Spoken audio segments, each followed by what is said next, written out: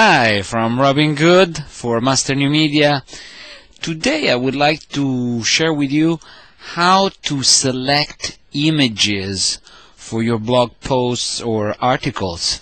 I mean, this looks like the easiest thing on earth. After you found a place where to find a good images, it seems, it's pretty simple deal to find a good image to put there and illustrate, augment the value of the article. But in fact, it's not so at all. And probably, if you've been looking a little bit beyond the surface, you may have noticed that some images are really powerful inside some article, and some others are just decoration, nothing more.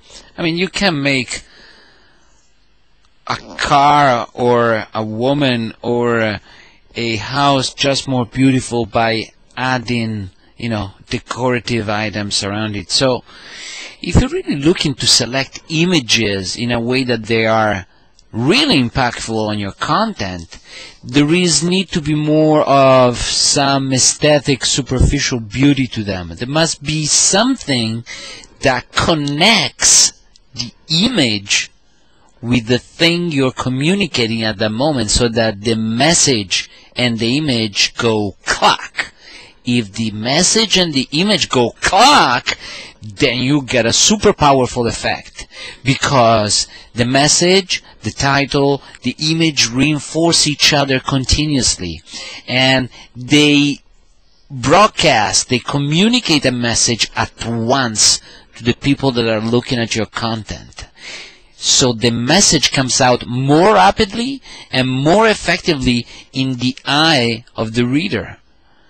But to find those images is not easy at all. No, it's not easy. It's difficult for me and for even anyone who's worked a long time doing picture and photo research, and or even does this for a profession. It is very difficult. The people who have learned how to do it can tell you that it really takes understanding and some good practice, and the more practice, the better it works.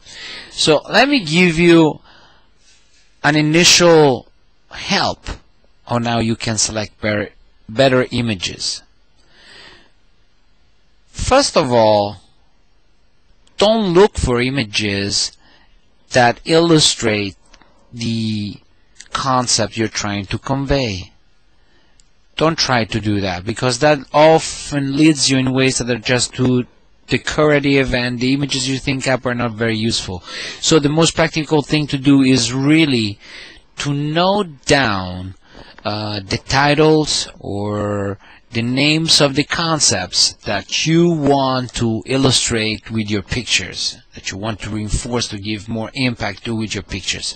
Just note them down on a piece of paper, and then close your computer, look at those words, and think, what is a visual element, an object, an icon, a signal, something simple, something that can be immediately recognizable, that you can think of and that makes clack with whatever concept or idea you have, and you've written it there.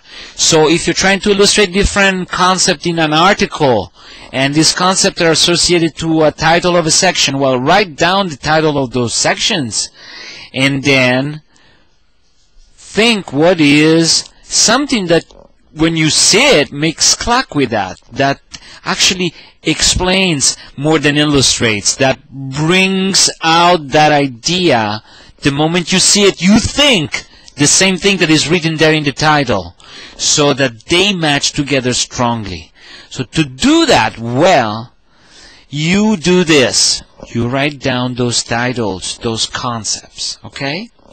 You then write down next to them the name of the objects or visuals that you perceive would be the best matches for those. A couple of for them, 2, 3 for each one. Then when you've done this, you go to your image sources. Stock Exchange, Stock Expert, Google Images, Flickr. It depends on what you're looking for, but one of these is going to be good for most of them. So you go there and you search for the solution, for the visual idea you have already noted down. You're not searching for the words that are in the title of your section you need to illustrate, but for the visual concept you have already identified. You search for it, and then you, while you're browsing the pictures, while you're looking at them, to help yourself understand which is the right one, you keep reciting inside your mind the title of the section or the name of the concept you're trying to picture and communicate as well. You just run it like a mantra in your head. Yes. You run those words continuously as you look at different pictures. You keep looking at different pictures and you run those words. You're going to see yourself at a certain point.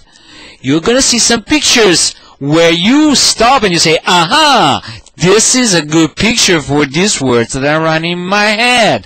And so you put it outside. You control-click it. You put it in another tab. You save 2 or 3 of them. You do this for each one of them. At the end, you have some finalists. You go through the process again. There you go. You're going to get some very good selections compared to what you probably have gotten until now just by using this simple approach.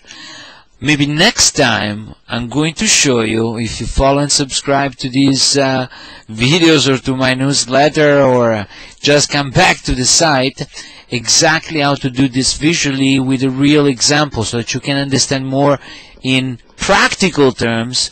How do I do this when I do it? That's all for today from Robin Good. Ciao!